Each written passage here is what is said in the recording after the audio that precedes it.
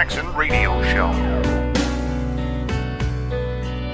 What's up, everybody? Kevin Jackson. It's the Kevin Jackson Show. I hope you're enjoying yourself. If you are, you need to tell somebody. Stop trying to keep us a secret. Just because we're number one in almost every country in Africa does not mean that we are going to rest on our laurels, and neither should you. You want to get the word out about who we are, what we do, who Kevin Jackson is. This team, this is an amazing team. We got Kirk Martin. Kirk handles our radio and promotional stuff. He's a social media manager. We got Chris Allen. Chris does a lot of our meme work. He cuts audio clips, videos for us as well. Kirk does that too. We got John. I won't say John's last name because he's employed in other places, and well, they might not like the way the John's on the team.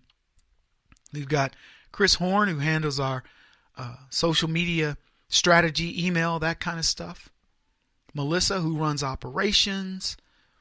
Man, it's a beautiful team. Miranda, you've seen her videos over at Tea Party Community. She's also one of the writers. We've got Tiffany.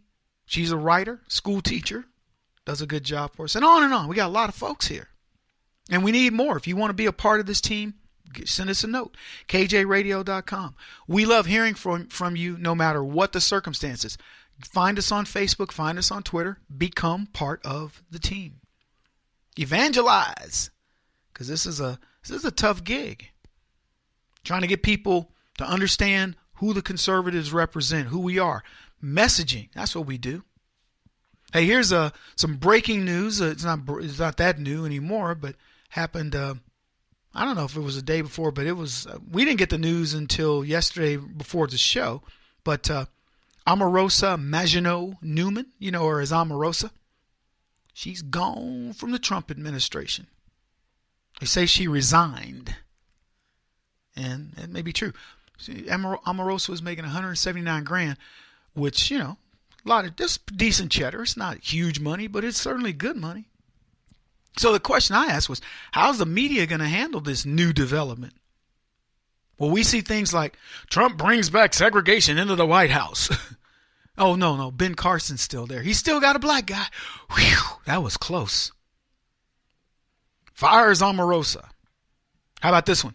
Trump decides to publicly not care about black people. Fires Omarosa. I'm not sure what happened to Omarosa Maginault Newman. She got married. I met her fiance. I'll talk more about that in a second. But yeah, she's gone from the Trump team. And this is what Fox said. Apprentice star, White House official Omarosa Maginault Newman will leave the Trump administration next month, according to the White House. Omarosa Maginault Newman resigned yesterday to pursue other opportunities, White House Press Secretary Sarah Sanders said in a statement. Her departure will not be effective until January 2018. We wish her the best in her future endeavors and are grateful for her service. She joined the administration as the Director of Communications for the White House Office of Public Liaison. She reportedly has drawn scrutiny from the White House Chief of Staff John Kelly for her work in the office designed to garner outside support for the president's agenda. The former Apprentice contestant recently drew press attention after she brought her 39-person bridal party inside the White House this past spring for an extended photo shoot in the Rose Garden. It is unclear whether she had permission. She was reportedly banned from posting any of the photos online by White House officials, citing security and ethical concerns. Yep, she's gone. Omarosa, I'm going to give you some impressions I have of her. They may not be right, wrong, whatever. They're just my impressions, so they can't be wrong because my impressions are certainly my impressions. But I do know this. Friends of mine have said she's difficult to work with. Now, none of them have worked with her in the White House. None of the friends I'm talking about. They worked with her in the run-up to Donald Trump winning. And I will tell you this, and I know this as a fact. Many blacks who helped during that campaign felt slighted by Omarosa. She essentially used them for their expertise, but then abandoned them when it came time for Trumperations. You know what I'm talking about? Trumperations, reparations, Trump style.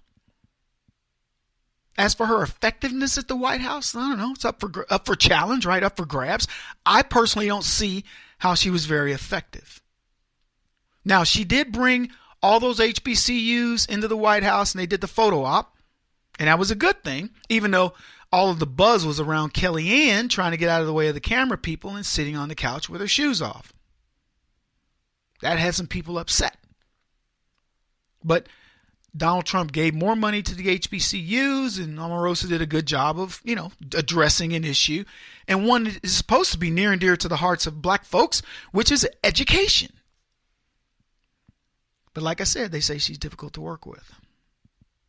I don't see President Trump's relationship with the black community changing. Do you? I mean, are you guys?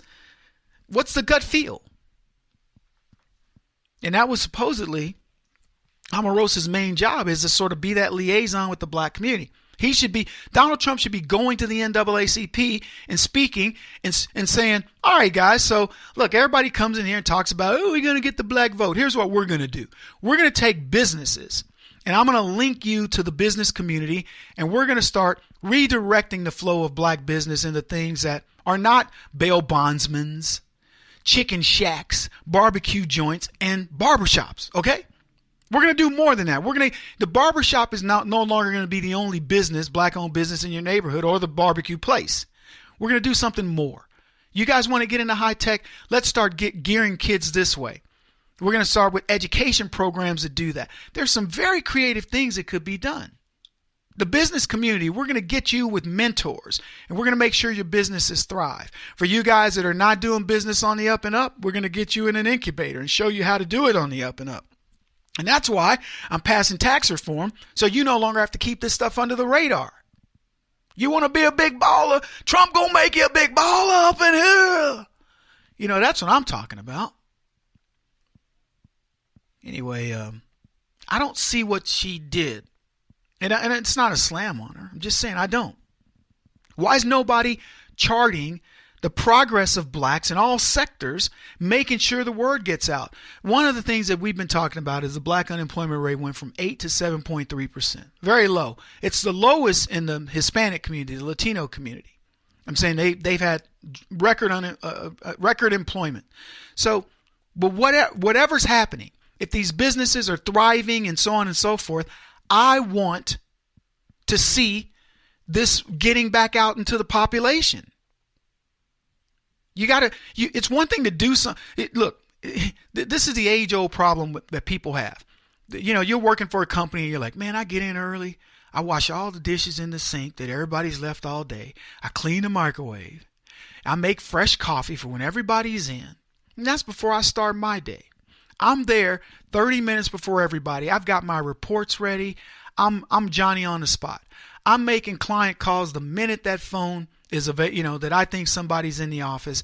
I log all my calls and I have this level of productivity. I do this, and then I stay an hour after everybody's gone. I clean up again, and I go, how many people know that? If you're coming in doing everything, how many people know you're doing it? None. If you stay late and clean up after everybody, how many people know? None. So what do you think they think about you?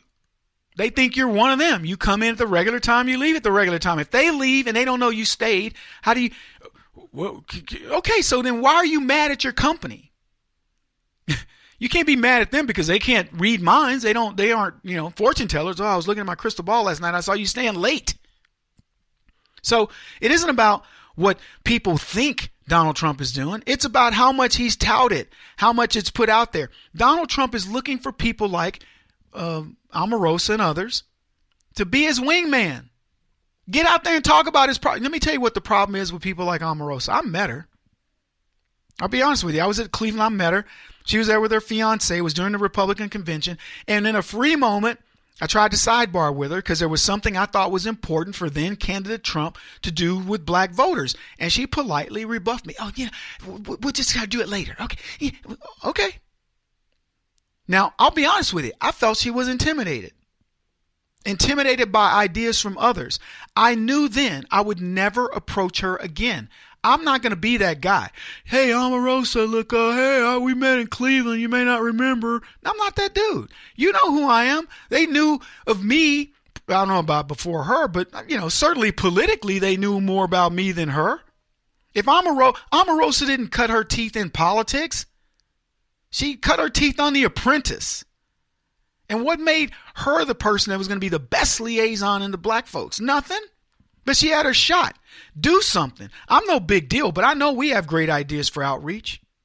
But they aren't contacting me. I don't see them contacting some of the people I know for outreach. I know Alan West interviewed with them, and they didn't end up taking Alan, but he's a good person. Star Parker does amazing outreach in the black community. She's one of the sharpest people you'll ever meet on this stuff. And it's frustrating for me to see things continue as they have. Kevin Jackson on the Black Sphere Radio Network. Do you owe back taxes to the IRS or state? The secret to avoiding the IRS nightmare is to seek professional representation. My friends at Security Tax Associates provide the most cost-effective and ethical representation in the industry while helping to avoid seizures, levies, and wage garnishments. Security Tax Associates is here to ensure that the appropriate steps are taken to permanently eliminate any possibility of future tax burdens once and for all. For a free, no-obligation consultation, contact Security Tax Associates, 844-779-4177. That's 844-779-4177.